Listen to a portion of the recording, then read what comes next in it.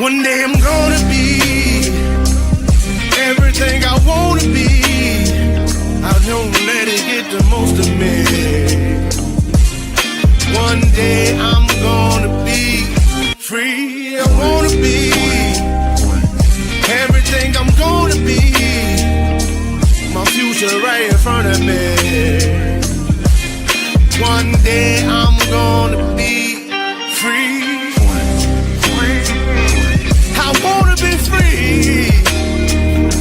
So let me be free. One day I'm gonna be free. Mentally and physically, emotionally and spiritually. Yeah. One day I'm gonna be free. I'm standing at the crossroads. I'm feeling like a lost soul.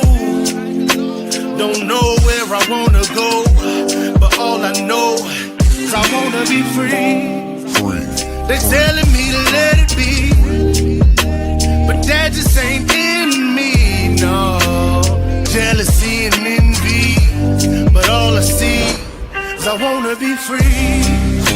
See everything I wanna be, exactly what I'm gonna be. Don't let it get the most of me. Eventually, I'm gonna be free.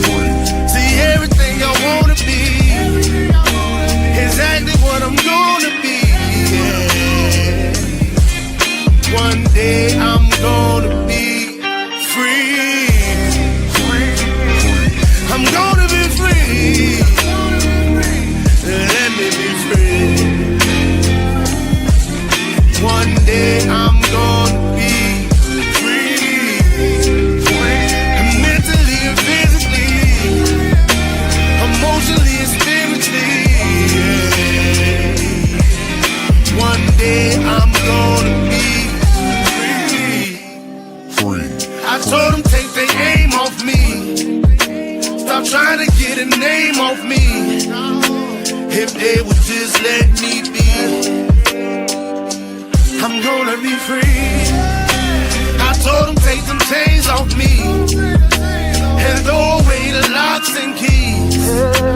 If they would just let me be, eventually I'm gonna be free.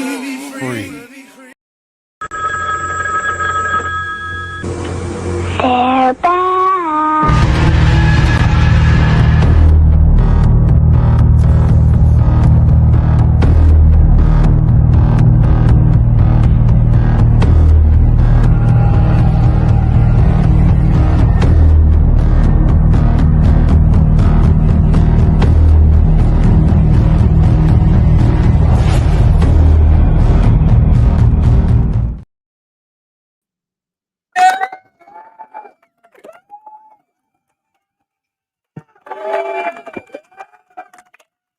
What up, though? What up, though?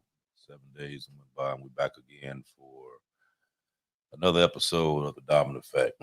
Marsh Bishop. We got Mike Ball and we got Aaron Olinger. What's up, everybody? How everybody doing?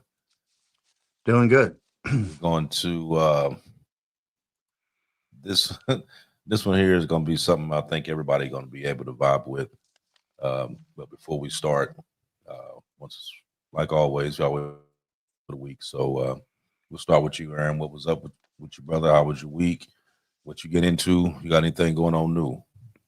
Well, just working on getting my garden in. I got my raspberries and blueberries planted, and today and past few days it's been raining on me, but in between the raindrops I've been out there planting tomatoes, cucumbers, zucchini, watermelon, I mean the works, onions, everything I can get in, I'm getting in, because I'm That's looking awesome. I'm looking at all these food recalls, and I'm scared to buy produce at the grocery store right now. But I'll stop there. Man, I don't even blame you, but that's awesome that you're doing that, taking an initiative and doing it yourself and executing, that's awesome. Yeah, for me, I'm not growing a garden or nothing, but I had, believe it or not, on Saturday afternoon, afternoon, I had a buddy of mine who lives in Huntsville, Alabama, about 45 minutes north. he actually was involved in politics for well over a decade, and he knows that I want to run here for the house here. So he's like, "Listen, man, I would love to be able to come over and hang out and be able to kind of like prep you and lecture you on this." I'm like, "Absolutely," So he comes on down. This dude brings a thumb drive, and he's like doing a presentation for me, like showing me the legit, like an 8-hour course. And I'm like, holy shit, like this is rad. Like you got to remember, it's like him and 3 generations deep of like politics in his family. And so he's like, listen, I'm really going to give you the real insight, And so he did. And it was a great time. Then Sunday, believe it or not, Frost from KSD, he came over and hung out with me. He was down south a little bit. And he's like, listen, I got to go right past through your town in order to get back home. It'd be awesome to be able to see. I'm like, yeah, dude, come on, bring it, So I had him. Then I had a few buddies today come on over, and we were fishing out here in the lake. Caught a big ass bass about, I don't know, it was probably about 2.5, 3 pounds. But we just stocked it last year. So super stoked to see stuff like that happening. But anyways, enough about that. How about you, AB? Yeah. Same as always, man. I'm out here moving and shaking, grinding a little bit. Weekend was actually pretty good. I let me see, Saturday evening, I had a interview / Can I help you? photo shoot with Born to Ride magazine. So they came and they did this full interview type deal and took about 1,000 pictures, which was kind of exciting. I mean, I ain't never done nothing like that before. 1,000 pictures. I would say it seems like it because they Damn. was like, I mean, like everything that was in there. Mm-hmm. You hear it. You hear it snapping every time. Doing Right. things. right. Yeah. Yeah. So it was cool. So we did the interview and the photo shoot on Saturday. Then Sunday, I ended up going up to North Florida. There was a movie being filmed up there. I'm not in the movie, but got an opportunity to go up there and shadow with one of the directors there. Oh shit, And, that's dope. Yeah, so I've been up there shadowing with him, and he's going on vacation in about a week or so, and want me to take his place while he's gone. So I've been up there shadowing with him. Oh shit! That's awesome. To kind of get into the swing of it and see what all he's doing and see where his outlook is on what he's trying to do. It's a cool little horror movie that they're doing. You've been doing this all last week? Yeah. Oh wow. So okay. I can't really go into the actual details of it because I had to sign a non-disclosure agreement when I went up. It's gonna be cool though. I mean, from what I've seen, it's gonna be really good. Let me see. Also, last week, I brought up that the Riding Dirty is out. Part 2 is out right now. Part 1 should be hitting sometime this week. Right now, That's so awesome. Right now, you can catch it on Tubi, and it's going to be on Prime and Apple TV within the coming week. So that's pretty cool. I mean, it's it's pretty neat to kind of watch yourself on TV. You know what I mean? Because you're your own critic. Well, you're watching it all actually come to fruition and see after all that work to see it on the big screen is a big deal. Right. So for those of you who don't know what Riding Dirty is, all the newer people that come on here, whatever. I'm gonna play the trailer real quick. Yes. Thank you for doing that. Awesome. Fucking the taker. And I'd say I was excited to see you, but really I'm just glad that your dumb ass doubled the bet to 100,000. Y'all give it up for the infamous dog!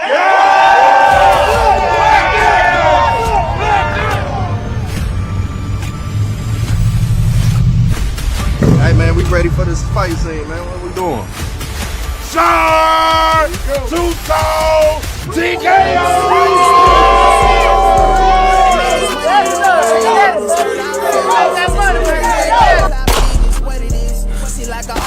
fuck you get this from? From the TDR. After I shot him.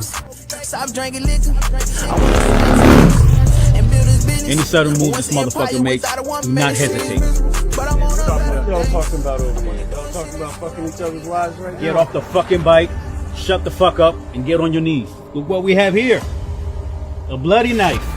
You got your brother at safe house, ready for him to testify. Fuck. This gotta be handled. A fucking President B-Mac sitting in fucking jail. So what the fuck we doing about getting them out? Sorry, one What'd you say to me?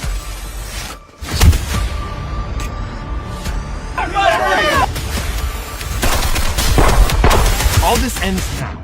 No more bodies, no more hunting. You got beaten your own game, so own it and move the fuck on. Well, one of my girlfriends told me they saw them hanging out. You are fucking the competition. Bitch ass nigga! I did it for her. What did you do, Naya? Mom's not responding or moving. Hey yo, Pluto, you going brazen? I have a 3 o'clock show convention today. Sounds like he's involved in some really serious stuff. What's up? I know you got a plan. You already know. No, we good for it. Fuck! Fuck this! When B-Mac was out, this will never happen. Don't you speak on fucking club business. Keep D-Mac name out your fucking mouth, you understand me? I left your key right where you told me. I'm just hoping you don't let me down. Yes, sir. That's Yeah, so awesome that's- right there. Shit. Yeah, so some of you got to watch part 2. Like I said, part 1 should be out here in the next couple of days. I don't know why they did it that way. I heard it was some kind of paperwork. Probably just some weird legal shit above me and you. You know what I mean? That's it. Yeah, I heard it was like some weird little paperwork thing that they had going on, but they got it fixed. So it should be up and running in a couple of days. So yeah, so it's gonna be pretty good, man. I'm glad to finally see it come out. You know, Yeah, no kidding. Yeah, so we got that one, and then you got Standing on Business Part 1 and 2. That's gonna be out soon, next few months. That's gonna be out, and like I said, it's a lot of stuff going on right now. You know what I mean? So A lot of good stuff. yeah. So a lot of doors open up. A lot of good things are coming through. Yeah, but it's up to you to walk through them. You know what I mean? Oh yeah. But you know what I mean, from the graces of God, I'm able to do that. So you know what I mean. Those of you who know the words of prayer, say one for me that I can keep doing what I'm doing here. But we're gonna jump into this. So the question that I'm asking tonight is the American dream slipping away? So tonight we're gonna be talking about and exploring the concept of the American dream and whether it's still achievable with today's society, from the pursuit of happiness to the illusion of economic mobility, and the challenges that's facing all Americans right now. We're going to examine the factors and contributing to the erosion of this dream. So, as we all know, I mean, it's a lot of things that's going on right now. You got the back and forth with the tariffs. You got the stock market crash in Japan and in other countries. I mean, it's actually dropping here. Everything kind of plays a part. A lot of people may think like, okay, something happened in Japan don't have anything to do with me. Well, of course it does, and we're gonna tell you the reason why that is. But real quick, I just wanted to say that's exactly why I love geopolitics so much, because it's such a there's so many layers to the onion. It's not just, oh yeah, no, there's many different aspects to this, a lot of different moving parts. Mm-hmm. Oh yeah. So it's I mean, like, a lot of people don't really realize that something that may happen all the way across the world that you don't actually see, but it affects you. And with the rate that things are going on right now, it's going to affect you more than ever. So we're gonna jump into a little bit of all of it to kind of give you an idea as to what's going on, what you're facing, and some of the things that you can do about it. So we're gonna jump in that. So Aaron, I know me and you talked about this. I think it was Sunday or Monday. Me and you went through all this. So I'm gonna give you the reign first, and I'm gonna let you start this off. Okay. First, I want to say the U.S. GDP was $27.7 trillion. The only other country even close to us was China, and their GDP was 17.882 trillion.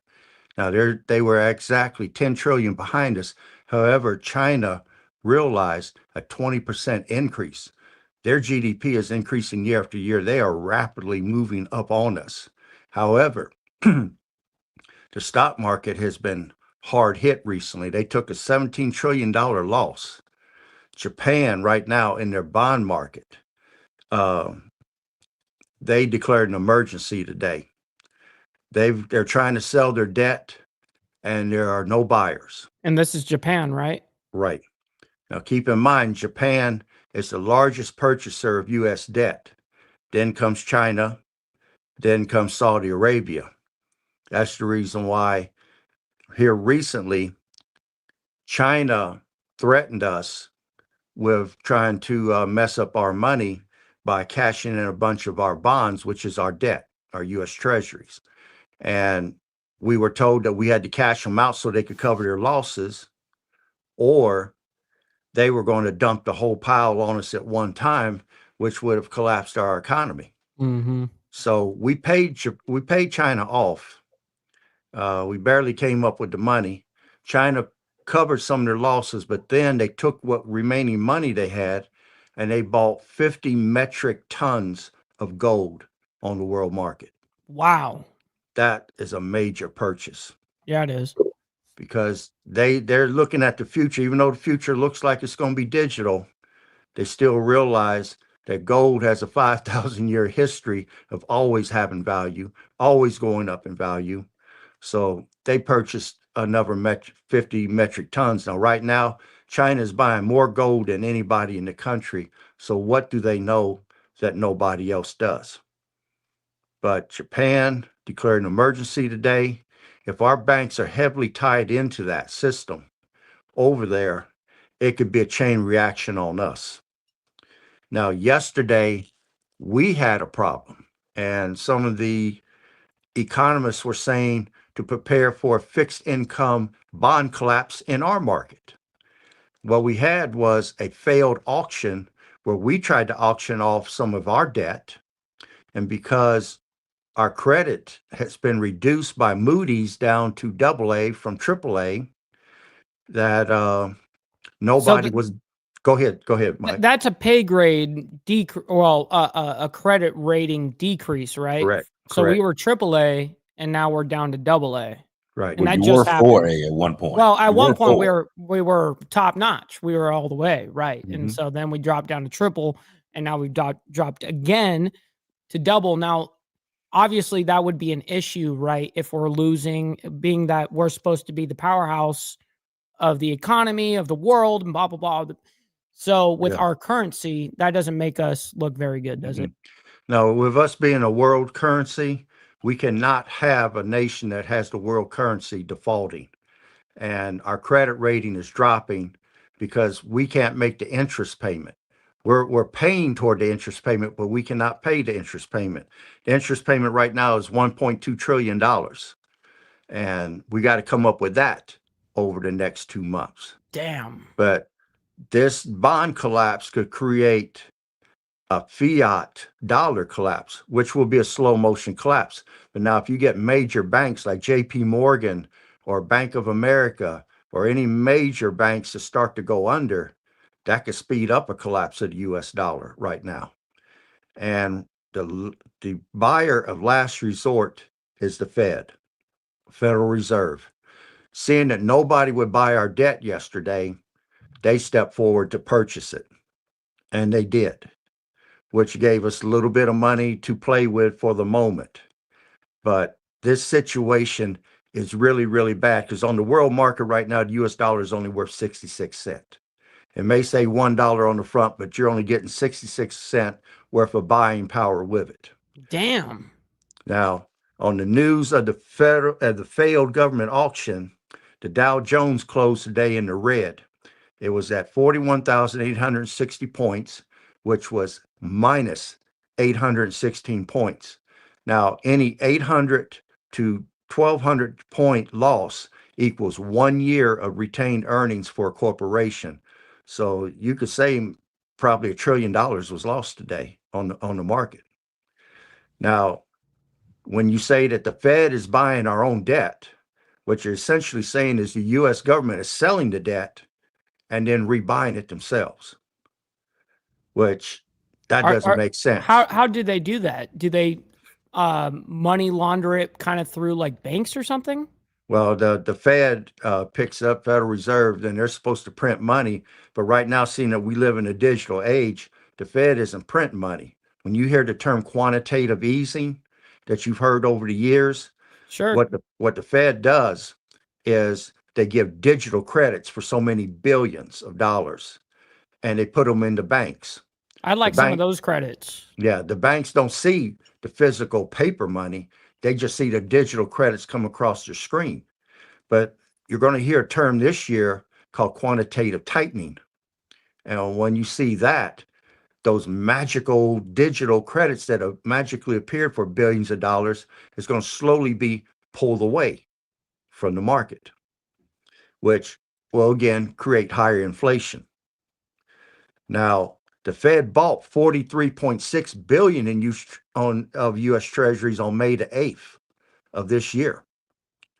So how can you be tightening and easing at the same time?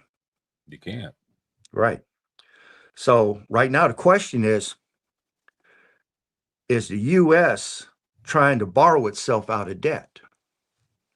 Now there's a term called the debt death spiral.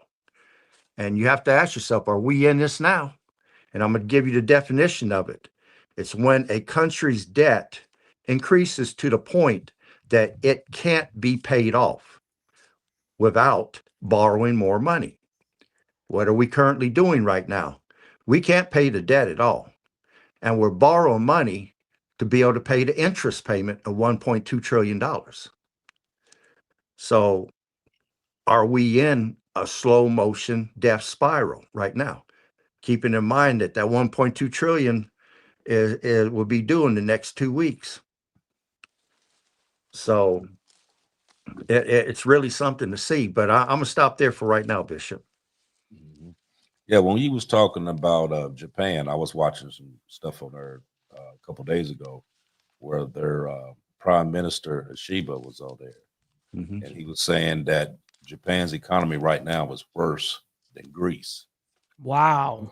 That's bad. And he was talking about the bond yields were going up, which means, for instance, like a 40-year bond is now at 3.5%, which is the highest it's ever been in like 20 years.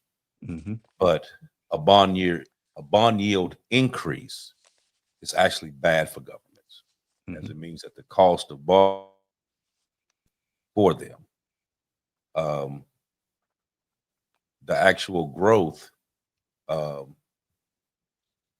looking at just looking at the poor people of Japan for a moment. The most recent 8-month figures showed that it was down 0.7%.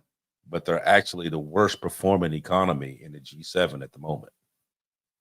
So going back to the Q1 figures, the quarter one figures for the year so far, it came in at negative 0.2%.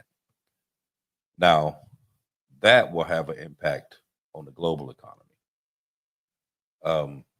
But Japan actually has a massive economy that there's a lot of uncertainty there, though.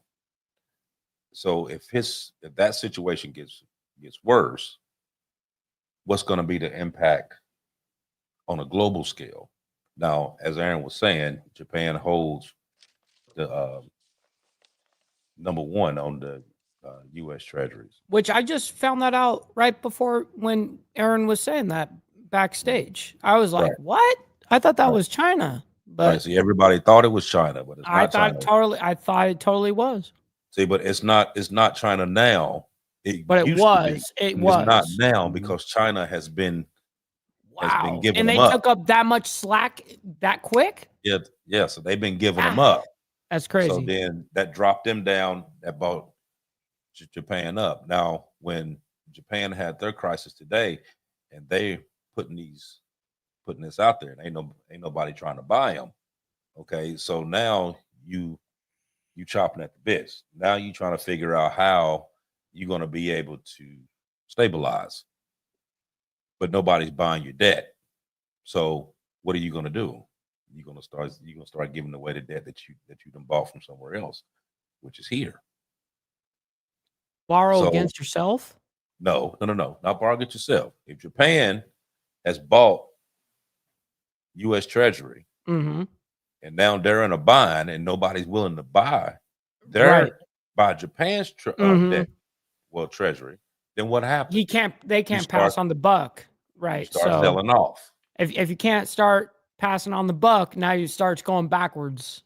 Right. Right. So then you start dropping from there. So pressure is a little bit on America right now in that sense. right. So when you actually have a bond collapse, so if you actually have a bond collapse, then of course your bonds lose value and your interest rates go up. New bonds kind of give higher returns, making the existing bonds less attractive. So take, for instance, back in 2022, 2023, the Federal Reserve Bank's hike rates went up quick to fight the inflation, which caused a broad sell-off in the bond market. So, but why does that matter? Okay, so a 1% raise in interest rates can cause long-term bond prices to fall by 10% or more. Just 1% of it. So then from there, you go into the inflation surge. Then you go into a loss of confidence in the government's creditworthiness, which what we just said from Moody's, where it dropped from 3 to a 2. So that's what's going on right now. So investors like that fear that the government may default or miss a payment.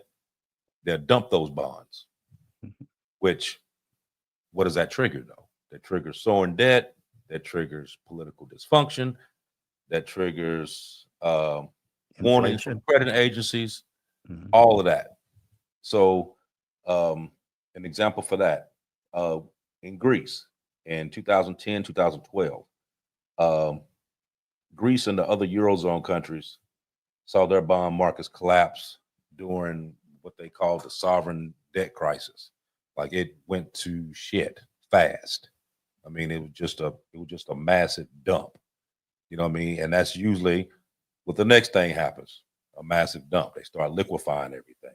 So these large investors like China, Japan, different hedge funds, BlackRock, right? Vanguard, right? They just suddenly just start selling these holdings, and it floods the market. You know what I mean? Then that's just like from there, it's like a trickle down effect with all of it. So it'll hit, and it'll hit fast, and that'll cause your prices to basically plummet, and your yields will spike. Now, when Aaron was talking about the gold, and yes, it did show on there that China bought, what was it, 50 metric tons? Yep. But I started doing a little digging on that when we was talking about that the other day, because me and Aaron was talking about that. We couldn't figure out exactly who it was that bought it. We knew it had been bought, but we couldn't figure out where it was bought at. But then I figured out that there was actually more people buying some stuff that we didn't know about either. So um, Poland, the National Bank of Poland, they bought 50 metric tons of gold as well in the first quarter. Who are they buying it from? Um, I mean, because I thought that America was the number one holder of all of gold, still to this day, even contrary, but I thought we hold 860 billion and the next closest is like 500 billion or something like that. that's gold that they actually have that they're holding. That's not counting the gold mines in Africa and everywhere else that they're actually mining gold. No, I'm talking about gold they're holding, not in mines. I'm talking about Yeah, so gold. this is stuff that they're right. So this is like a little bit of both. This is some that they're actually buying that other countries are holding. Plus, there's a lot that they're buying that's actually being mined.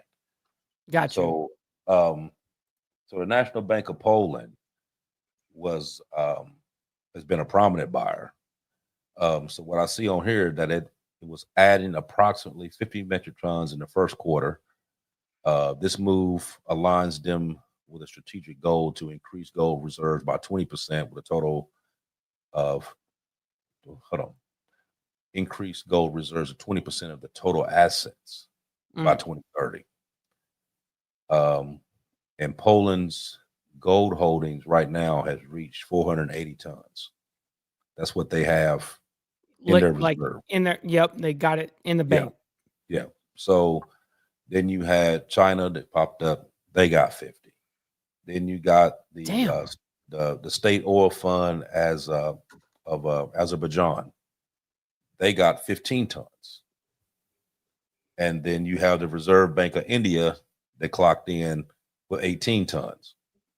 So they've been buying gold left and right. Now, but you also got to remember too that China and India are also part of the BRIC alliance as well.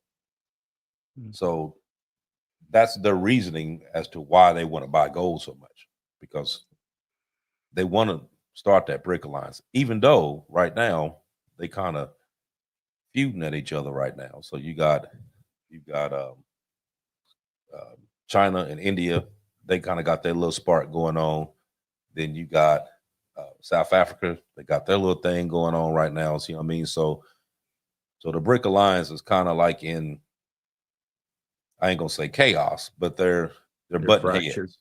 Yeah, they got things going on in other places, and then you also got to put Russia involved in there. They got their own thing going on, so they're kind of scattered right now. But even being scattered, that hasn't stopped them from still collecting the gold that they need, because they know that the end game is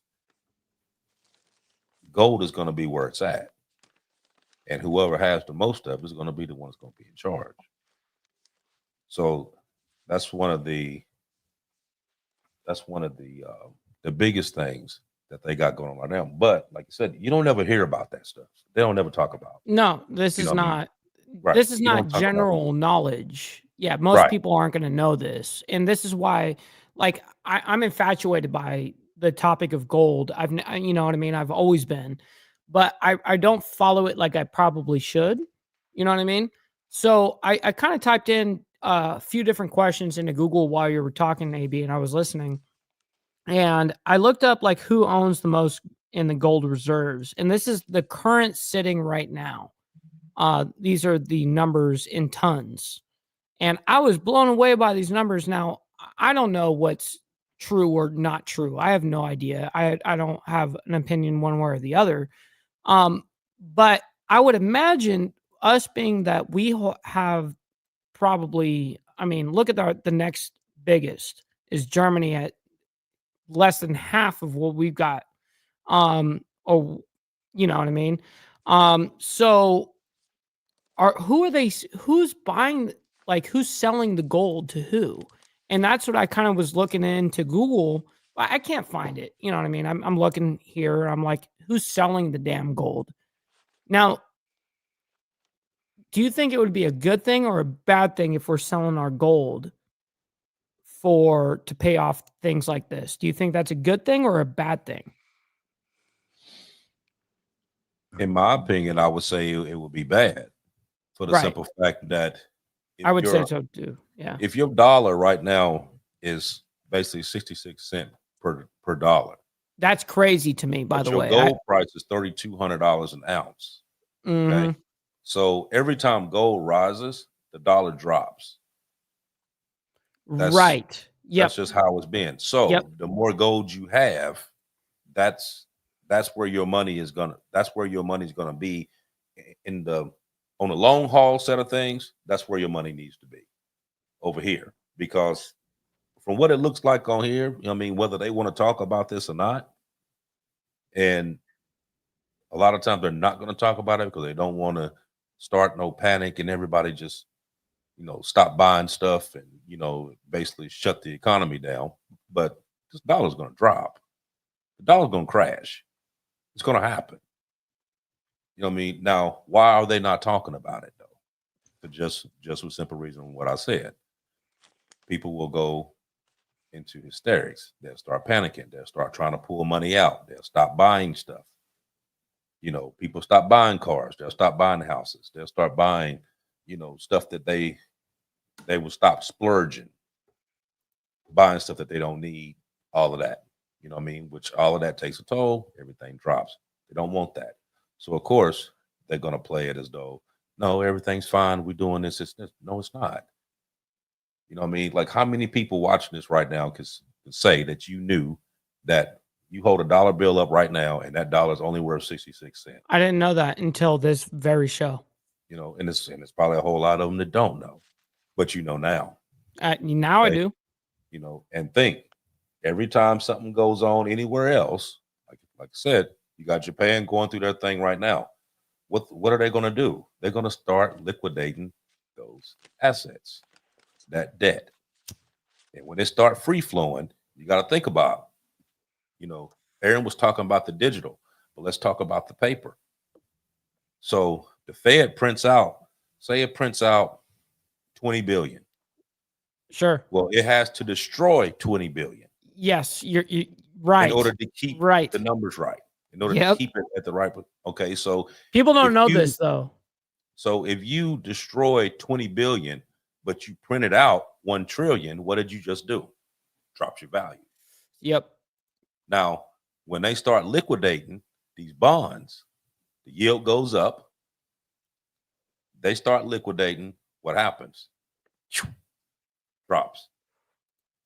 And being the fact that they are one of the biggest holders. See, that's what I was saying before when we was talking about China and talking about the tariffs and going back and forth. And they was like, well, we are the U.S., blah, blah, blah, blah. We can do this. China gonna do this. Bullshit. Right. It's not that easy. Right. Not when China actually has you by the balls for real.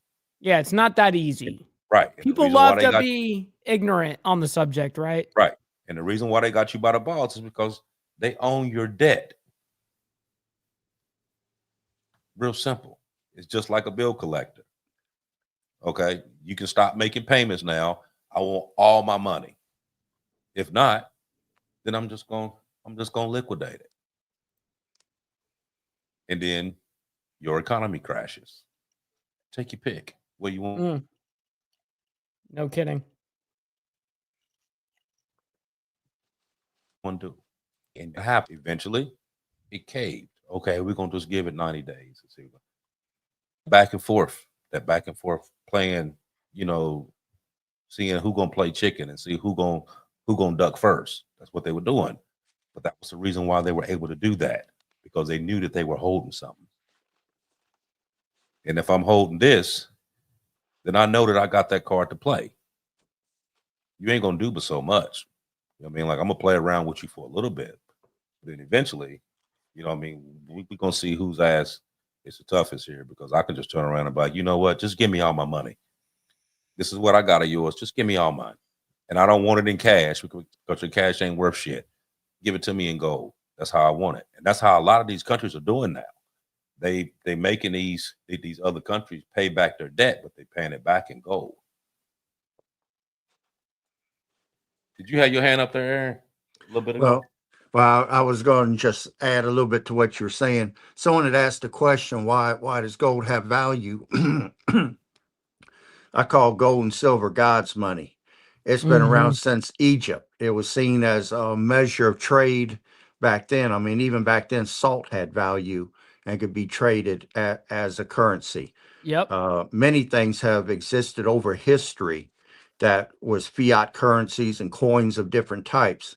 But the one thing that has lasted through the ages, over 5,000 years, has been gold and silver. And people recognize it as having value, and the rarity of it also adds value to it. And seeing that it's seen as a real asset, and that paper currency is minted to represent the gold. It's too heavy to carry around gold bars in your pocket, but it's easy to carry paper. And when countries trade between themselves, they used to trade with gold bullion. And then later it became oil, later it became other things. But gold has always been a staple that no matter what has happened, what currency has come and gone, gold has withstood the test of time. So I'll stop there. You know, I think when we first started talking about the dollar dropping and gold stuff, I think at that point in time, gold was at, let me see, hold on. When we last talked about that, when we first started talking about it, gold was at $2,600 an ounce. Now it's at 30. Now it's at 3,200. Didn't it peak at 35 and then came right back down to 32? Isn't that what it was? It did go up and then it dropped down slightly. Yeah, it did that little peak and then came right back down to 32. And yeah, totally interesting how that fluctuation works. Like it's like I think we've been on the panel before when we've talked about like the world economy. For me, that's something that's so out of my league, you know, like because I so much focus on geopolitics. So every time that we were talking on an economic level, it's infatuating to me. It's like, wow, like I have no idea how, I mean, it's just like anything else. There's so many cogwheels in all of this, right? It seems like there's a lot to dig into. Okay, let me ask you this. Now, you know, like I said, everybody's talking about gold. Yeah, everybody true. here is talking about gold. True. But you didn't hear them talking about gold before. Why do you think that is? Because we didn't want to get rid of it. I don't know. It's gold's a safe haven. I mean, especially against inflation. If we're going into a depression or high inflation period, like you said earlier, gold has an inverse relationship with the fiat currency. When the currency is strong, gold is low in value. When the currency is going down, seeing that gold is a real asset, it goes up. So as the dollar weakens, gold and silver strengthens because it has and it retains its value and it goes up in value. It doesn't drop down to zero. Gold has never dropped down to zero. So it's your main money. It's your safe haven. If you think you're going into hard economic times, you want to put a certain amount of your investment portfolio into gold and silver to weather the storm of inflation or depression. But I'll stop there. Yeah, see, and then on top of that, you got to remember this as well. This is the reason why the BRIC alliances was so important, because they were backing that currency under gold, which meant every dollar that they printed, they had gold to back it up on. Right now, the US dollar has nothing backing it. It's not backed under oil anymore. Gold standard been gone. It's not backed under oil now. So before, gold prices kind of stayed low and it kind of went up and down or whatever. They didn't care about that. Why? Because it was mainly backed under oil. So when the petrodollar dropped and now was no longer backed up under that, then you started seeing it slowly drop. And they knew it was going to drop. So you would think that with all the stuff that's going on and all the political stunts that's going back and forth, you know what I mean? Instead of everybody sitting here paying attention as to what the hell happened to Diddy, you should be paying attention as to what you're going to do with this dollar. Yeah, no kidding. What are you going to back this dollar under that it's going to be able to sustain itself? Because right now, it's just free falling. Now, is there Now, are they actively trying to find something else to do that? Whether they're going to put it back up on the gold standard or anything else, Sure. we don't know because they It could don't be talk anything. about it. It could be ammunition. They It could be don't, anything. but they're not talking about it, so Right. we don't know. Or are they not doing anything in hopes that it do drop, and then here comes CBDC, which already have their plan already set out. It's already set up as to how they're going to do it. They're set up to take over the world already. Exactly. Yep. Exactly. Mhm. So that's already set up. Now, one of the things that Aaron was saying before the show started, I may say it wrong, so Aaron, just correct me. He said that it was said that by 2030 that nobody will own anything and they would love it. Okay, yeah, you're almost said it right.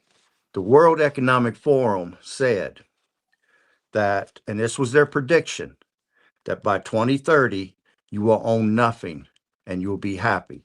And then Jerome Powell of the Federal Reserve, in the last 2 years of Biden's presidency, he started repeating that the day is coming where you will own nothing and you will be happy because of a great wealth transfer and an economic reset that they have planned out, to where they're going to strip the money from the people and redistribute among the ruling elite.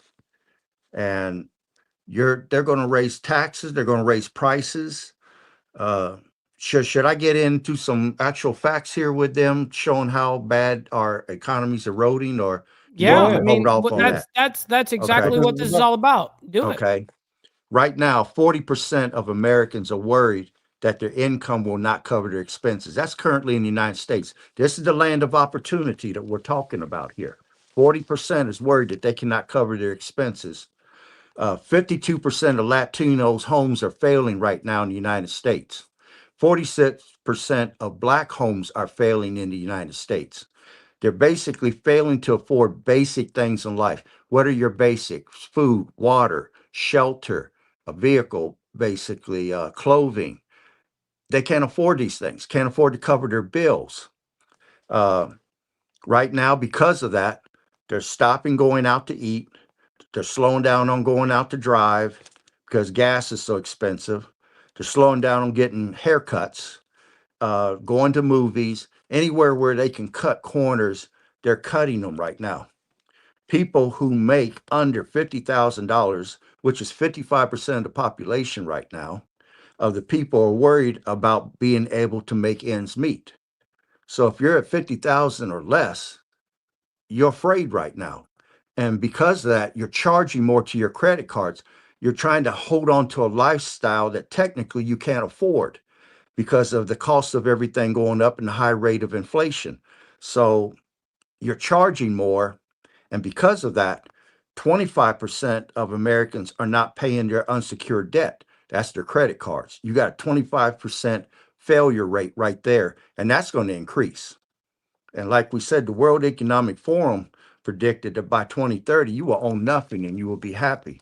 Now, right now, I looked up to see, because they reestablished the class incomes. Anything that's 30,000 or below is considered poverty right now in the United States.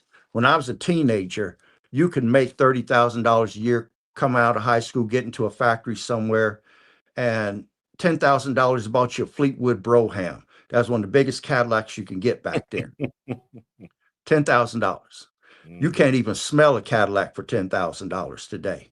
Poverty is 30,000 and below. Working class is 31,000 to 44,000. Lower middle class is 45,000 to 135,000. Now keep in mind, 45,000 could be in Ohio. 135,000 could be New York. But that's the range. Middle class is $63,674 to $191,042. Upper middle class is $117,000 a year to $250,000. Now, right now, what is the average car cost in the United States? Remember, I said you can get a Fleetwood Brougham for $10,000, and I was 16 years old. I'm 66 now, And the average car in the United States costs $48,400, and that's not a Cadillac. Average truck costs $59,000 in America. Average SUV costs $47,000. Average home price $503,000. That's 2025. In Ohio, it's $238,110, which is up 4.7% over last year.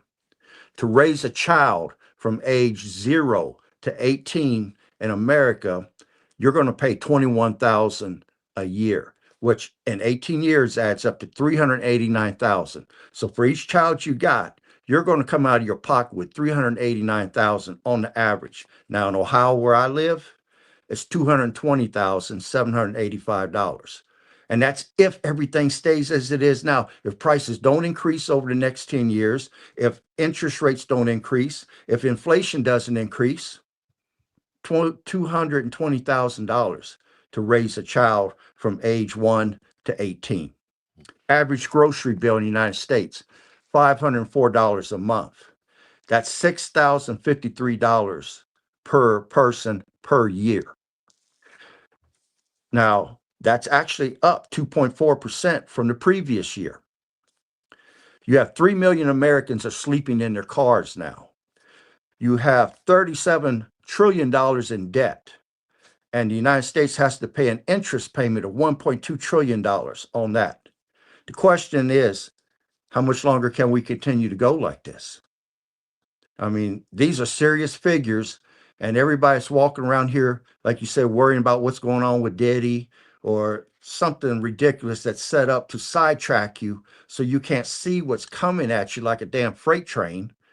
Man, people are going to get their world's rocked behind this. These figures are serious, and if you're making under $55,000 a year, you're almost in trouble. And I can say, at least with my generation, when I came out of school, if I got into a factory, which I did, I worked for General Motors, I was making $50,000 a year. That was good money back then. Now, if you come out of high school and you don't get any sort of technical education, or you don't get some sort of education that puts you into a good money paying job, your life is going to be rip ass hell. I'm telling you, I'm warning you now. It's going to be rip ass hell. You're going to know nothing but struggle the rest of your life. It's already been struggle for them. And you're hearing it now. And it's going to go worse. And all these people keep telling me, oh, something's got to give, something's got to give. Nope. They already have plans to make you broke and poor and own nothing, and telling you you're going to be happy with it. That's their plan. Nothing's got to give. And if anybody gets out of line, they're going to throw the National Guard at you first, then they got the U.S. military throw at you second. So unless you can stop a Humvee tank or a Humvee vehicle or a Bradley fighting vehicle pulling up in front of your house, you ain't gonna be able to do much to stop what's coming. Your little AR-15 ain't enough. You know what I mean? Yeah, it's ain't enough. I'm sorry. You may think you're badass, but trust me. And with the tanks government come down your yard, right? And with the government being bankrupt, I mean, we can't make the interest payment right now. Some of these people on these benefit programs that's having a lot of these children and things, I'm sorry to tell you, but stuff's going to get cut for you because they can't afford to give you all this money, and they can't afford to print money out of thin air and not decrease the value of the dollar even more. So people better be preparing for the hard times that are ahead because they're coming. We're going to be in them for a minute. And your only way of having freedom is going to be that gold and silver, that reserve of money that you got put back, that when hard times hit, you can weather the storm. I'll stop there, Bishop. Now, you know, even with that, now, with you just reading off the rates that you was reading off, it's crazy to hear that you could be at 31,000 and still be considered poverty line. You know what I mean? I remember back when poverty level was like, what was it, 16, 17,000? Mm-hmm. Now it's up to 31. But then you was reading off there, it was like you went from like 50,000 to like 100 and something. You was still lower middle class and made over 100,000. Now, this is the bad part to all that. Now, we talk about on here about, you know, being able to get your hands on gold and silver and stuff like that, be able to hold this stuff. But for a lot of families, it's easier said than done, because by the time you make house payment, car payment, insurance, kids, child support, you know, Tax. utilities, all this other stuff that you paying, you know, you still robbing Peter to pay Paul. You still making like, okay, I'm not gonna be able to pay this bill this week, so I'm gonna have to push this one to the side and pay for this. Some people still making, you know, you can be making, let's say, 50,000 a year and still have to decide whether, okay, am I gonna give this money to the rent man, or am I gonna go buy food? It's hard to do. Like, we sit here and we say, yes, you need to do this, need to do this, need to do this, which is true. You need to. But on the other hand, being able to actually have the extra resources to be able to do that is another question. You know, like what Aaron was talking about, the credit card bills. People, you know, right, that's usually what happens. You know what I mean? You fall short on this end, you use credit cards to make it back up, and at that point you like, oh, you know, it's just $200. All we're doing is sacrificing, just Right. sacrificing one area or the other to make this payment. I know that I won't have the lights cut off this month, so I'll push that because I got one more month on that. I should be good. So I can pay to be able to get my freaking kids fed. Crazy. You know what I mean? And that's what a lot of people have been doing. You know what I mean? Pushing it. Okay, I take care of what I can take care of now. I'll put something on this bill, and then I'll pay this off. Or I get my credit card and be like, you know, it's just $200-300. I'll pay it back on the next check. And then the next check if something comes up, you got to use that money. Okay, well, I'll wait till next check. And before you know it, you done extended that out. Now you worried about, okay, now I done pushed this out $2,500. How the hell am I gonna pay that? Now you're making, you know, the minimum payment. The minimum payment ain't doing it but paying the interest. So you really ain't doing nothing there either. You know, so it's real easy to get bottled up in all of this stuff, you know. And so we sit here and we watch them talk about these big beautiful bills and all this other bullshit that they on here talking about. And that's exactly what it is bullshit, because it's not actually helping you at all. It's helping them. It's good to sell. It's a good sell point. Right. You know, we sitting here going back and forth, you know, having debates with friends and shit about how this is a grand idea. No, it's not, because that's not in their plan. Their plan at the end is that for everybody other than them to be fucking broke. And when you broke and you don't have shit, what happens? Because you gave it all to me. Right. What happens if you broke and you don't have shit, and then I come to you and my pocket is fat and I offer you a deal? You're gonna take it. Why? Because you don't have anything. And that's what they wanted to do from the beginning. That's why I was talking about the CBDC. Ask somebody right now, do they want CBDC? They're gonna say no. Hell no. I don't want the government to know how much money I make, who I can tell. You know, they can tell me what I can spend it on and blah, blah, blah, blah, blah, blah. I heard it all. But if you don't have a fucking dime and they say, hey, I'm gonna give you this, and you can get this amount of money every month, all you gotta do is do this, you're gonna take it. Absolutely. You're right. You're not wrong. And that's why they keep saying by 2030, you ain't gonna own shit. And you'll be happy with it. You're gonna be happy. Because everything is gonna fucking crash, and they're gonna give you what they want to give you, and you're gonna take it and move, just like they did when COVID first dropped, and they told everybody stay in the house unless you're a non-essential worker. Everybody stay in the house. or essential work, all non-essential.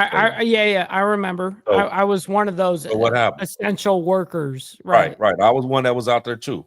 Right. When the streets was bare, and we still out there working. I was there. I was there. Yep. But what did they have to do though? The only thing they had to do, nobody fought it, nobody questioned it.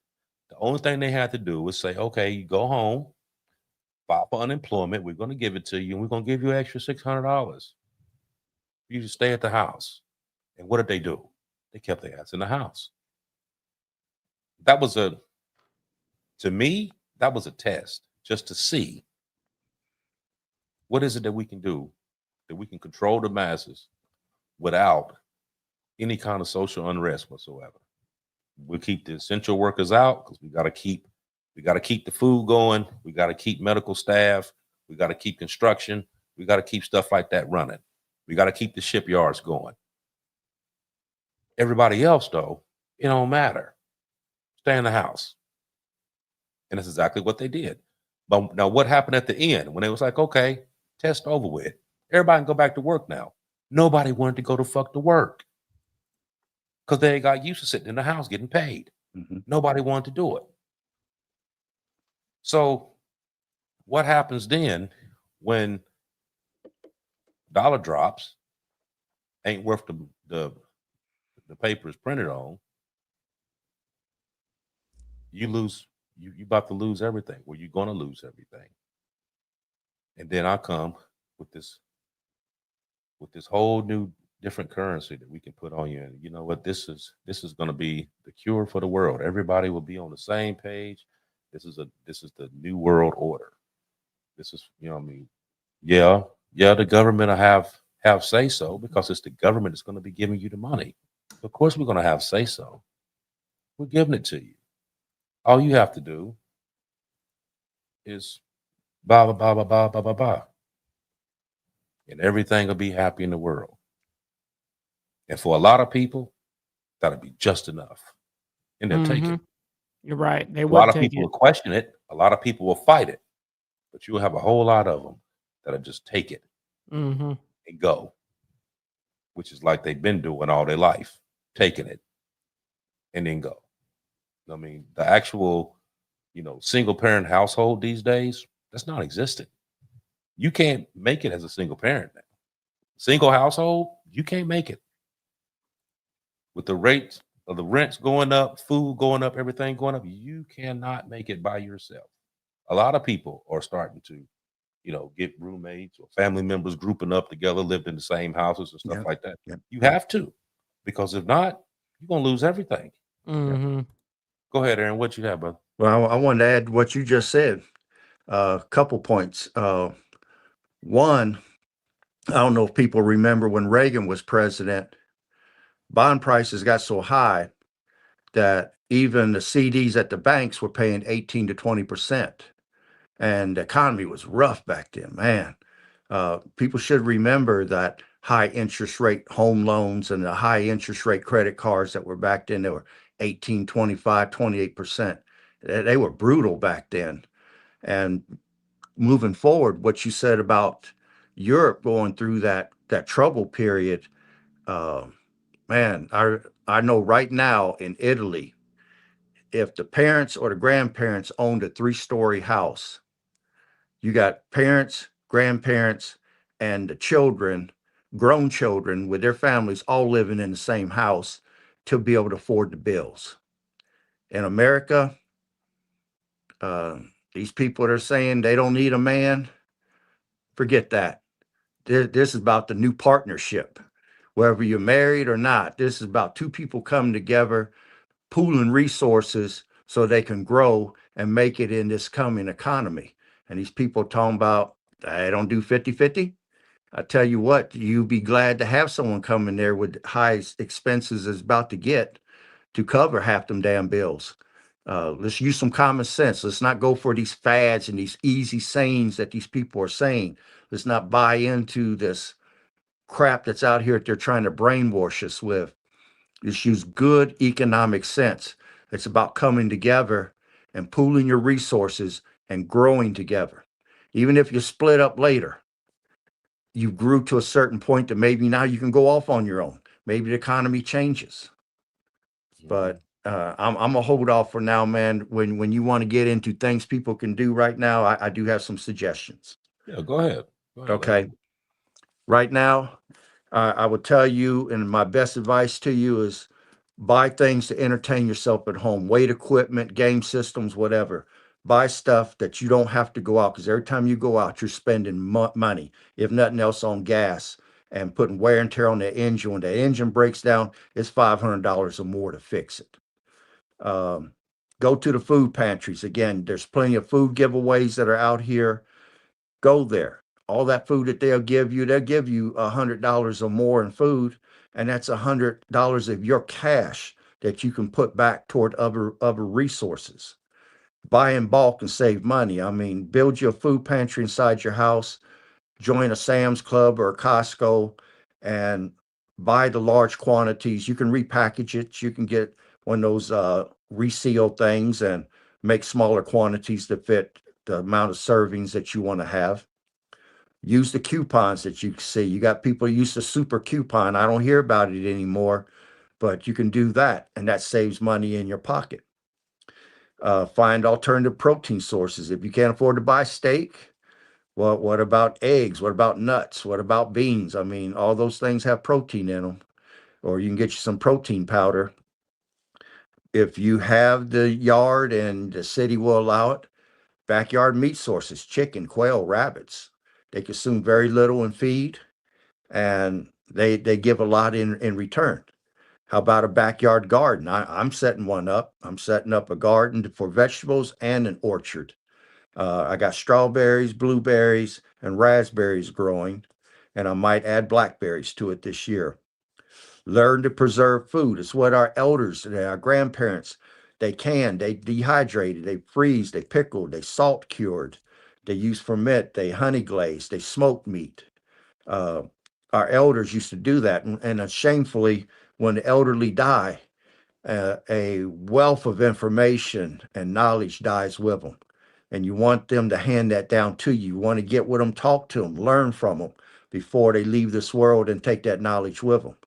Go to thrift stores, save, buy secondhand items that you can repurpose. Facebook Marketplace, yard and garage sales are a great source of that. Shop at the discount stores. You don't have to buy Prada and Louis and all that stuff. Who are you flexing for? I mean, when those people get their cars and homes repossessed and they're out there living in a box or living in their car and they got their Prada on their arm, Get their what Prada difference does it make? You know, Louis Vuitton and their Prada. Yeah, they're looking good out there in the streets. This is about survival right now. Yeah. Go to Dollar Tree, Dollar General, go to Aldi's, whatever.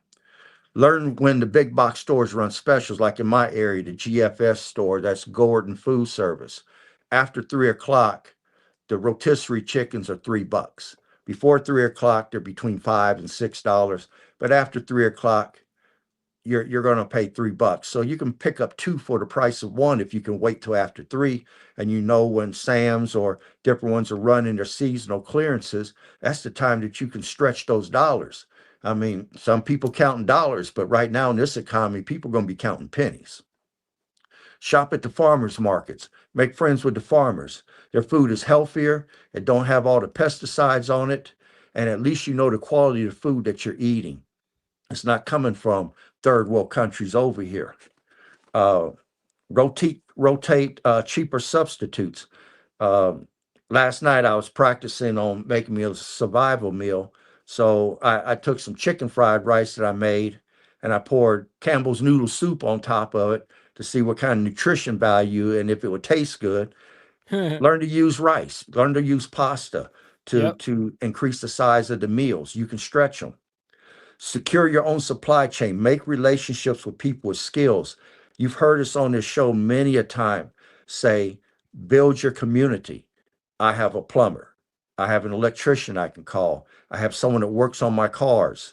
I can call a mechanic. If I've got a niece that's a nurse, start looking for people with skills that you can barter with. You may have something they need. They might have some skills or they may have some products that you can barter back and forth. Your grandparents used to do that. They bartered back and forth. Don't make purchases with credit. Learn from your grandparents. If you can't pay cash for it, you don't really need it. Save money. Put 10 to 20% of your saved money into precious metals if you can. Live within your means or below your means. That's very, very important right now. Stay below. Yeah. Mm-hmm. Pay off as much debt as possible. Set up an emergency fund that you're going to keep at your house, because when they declare a bank holiday, when the government says, well, we're all in default, we're seizing everybody's bank accounts, which that has happened around the world before, they won't get every dime that you've got. So save some money at your house and eat more at home, less eating out. You'd be surprised how much money you'll save just there. And Bishop, I'm gonna stop there. Yeah, that's when saving them coins come in handy. No Man, I got kidding. I got so many jars and damn little bathroom trash cans full of pennies, nickel, dimes, quarters. You know, Listen, bro, it really came in handy for me when I went broke right before I came here. This is just a realistic thing here. I went broke and I took the jars of pennies and dimes that I had or whatever, and I took it down and I had it converted. It was like $600. And at the time, I couldn't even afford ramen. You know what I mean? So that shit meant the world when I needed it the most. And it was actually a lot of the gas money to get me actually here. Kind of crazy, huh? I mean, there's Hey. times that you've got to dip into that reserve when you've hit that rock bottom point, you know, and I did. You know, and that wasn't that long ago. That was just last year. Right. You know, and so it's amazing to you know, those little things make a huge difference to have those just coins collected. You know, it can happen. It can happen fast. And you It know, does happen fast as fuck. You don't even see it coming. you know, when I was growing up and I was, you know, sitting back and watching, you know, like my mom and my uncles and whatever, you know what I mean, they all had good jobs, you know what I mean, and they made good money. And we didn't, you know, us kids, we didn't have to struggle for nothing. We didn't have to beg for nothing, you know what I mean? It was there, you know. And even then, you know what I mean, there were times that we had tough times, but it wasn't all the time, you know. And looking at the prices then compared to now, it'd be like, wow, we could have been in the street if the prices then was like it is now. We'd be in the street literally. You know what I mean? Because there would be no way. You know what I mean? Back then, I remember working a job. I was 15 years old. I got my little work permit. I thought that was the coolest thing ever. I could get I had mine too. Yeah, 15. Yeah. And I was working at a hospital in housekeeping Oh shit. and was making $5 an hour.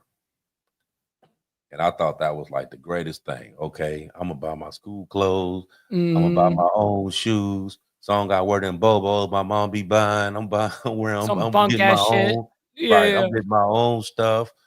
You know what I mean? And I was getting my little checks, and I'm, you know, I'm looking at them like, man, I'm paid. You know what I mean? Now I'm saving my little money up or whatever, if I can get my little buy my little school clothes and all that stuff. Now that was at 16.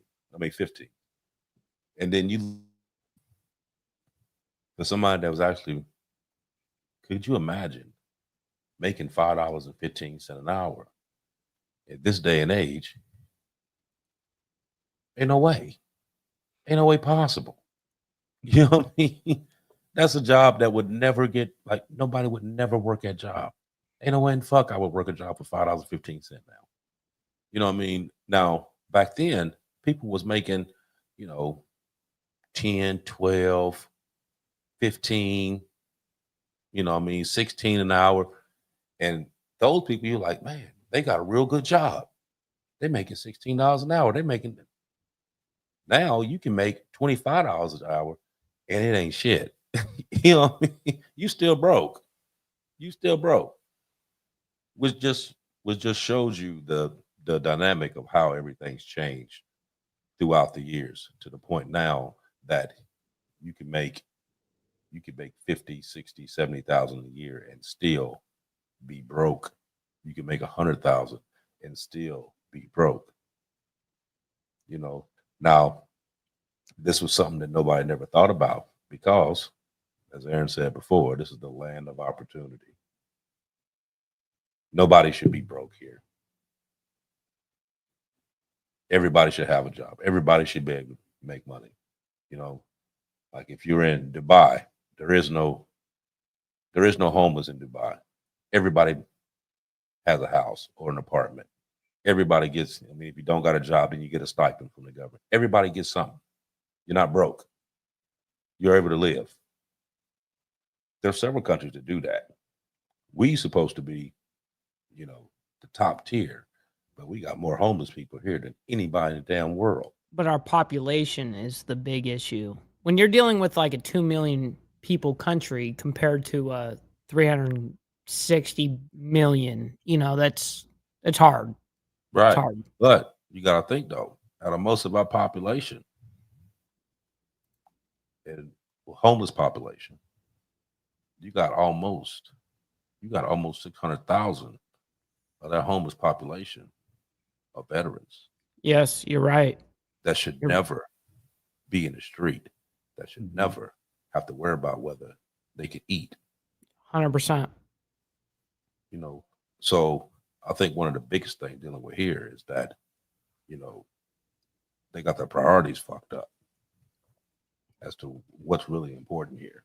You know what I mean? Especially for the people who done put their name on that line and then went out here and risked their life to make sure the ones who didn't was able to make their little money and live their life without bombs coming floating over top of their heads and all that. We did that. You know what I mean? So there should be special provisions for people that was willing and still willing to this day to go out and defend this country, knowing it's amazing. The country really don't give a shit about us. Yep. And well, I think a lot of people that go into, like, let's say Afghanistan, Iraq, all these different places they've gone to. I've had a lot of personal conversations on this. It's like they see the corruption once they're there and they see what they're doing, kind of thing, and they realize like, oh shit, hold on, I've been brainwashed into thinking one thing when it's really another. That's where a lot of people that are vets deal with a lot of PTSD is from that. You know, they're going, like, it would have been one thing if it was 1,000% righteous, but there's something, it was a little bought and paid for there, you know? And so they come back and they're a little bit fucked up. And yeah, we have the most homeless and unaliving rates in the homeless veteran community. It's terrible. And just the veteran community in general, it's huge. The unaliving rate, it's like the number one. It's terrible. What misery. Yeah. So for the most part, I could say we just need to, everybody, we need to stop for a second. Look at what you got. Look at what you're doing. See what you can change, what you can modify, what you need, what you don't need. Like I the other day, I need to go through because I noticed like stuff that, like little stuff kind of adds up. But you know how you like take a little membership in this and little something in this, and it's taken out, you know, $5-6 here, it takes off $12 here, whatever. You don't even think about it. And I was looking at this app the other day that if you put your information in, it tells you all these different little memberships or whatever that you applied for that's taken out of your account, you know, like Planet Fitness, Netflix, Hulu, you know what I mean? All your bullshit, all your bullshit, your monthly bullshit payments, you know, your fucking Disney Plus and all this bullshit. Right. And if you looked at those and actually added those up, you realize that you just spent you know, like even It's though like they're little payments at $1,000 times, right? You didn't end up spending a couple $100 a month just in easy. these little small memberships that you Oh, don't even pay dude, just in attention to. memberships and all that bullshit per month. There's been times I've been racked up to $1,000 a month. Yeah, so I'm gonna go through I've been there. and start doing away with a lot of that stuff. And I know I'm guilty of it. I'm pretty sure a whole lot of other people are I too. think we're a lot guilty on that. And that's where you start have to go, just like we've been preaching, Aaron and Arch, is that live below your means. Don't live at your means. And Aaron's been saying that from day one. Don't live at your means, live below it, you know, and keep that money. You know what I mean? Don't be that guy that needs to go flex $100,000 watch. Keep the $100,000 for realistic times here, you know? Like, don't be spending, you know, stupid money, right? Hmm. Yeah, so it's like I said, so we all need to make a conscious effort to go through and see what we can do on our standpoint as to what we need to do to be able to downsize a little bit, to be able to, you know, in case something does, really ain't even no in case, when it does, you know what you need to do. You know what I mean? You already have certain things in place. And like I said, everybody's been slipping on it. Me too. I mean, yeah, Me too.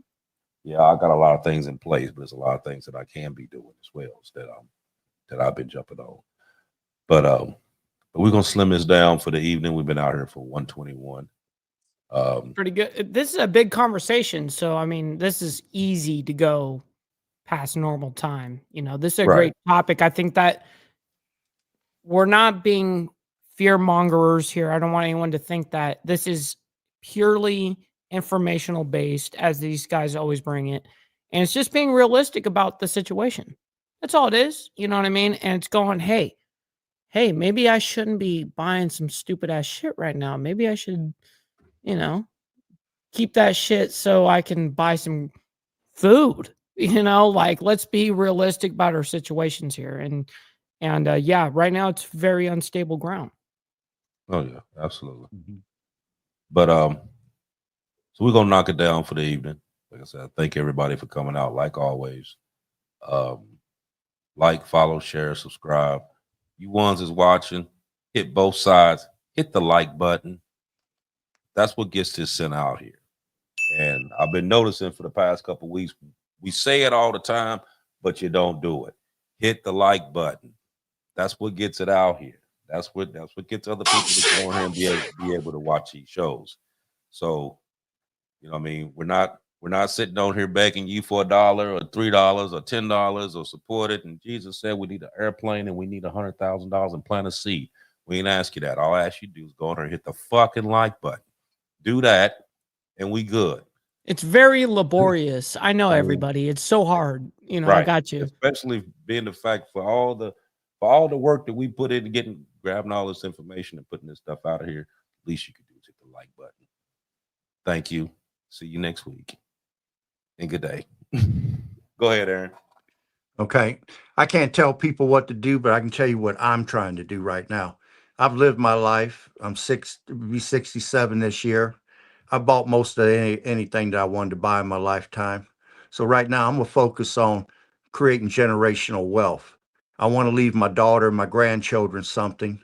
So I want to keep it out of I can't think out of probate court.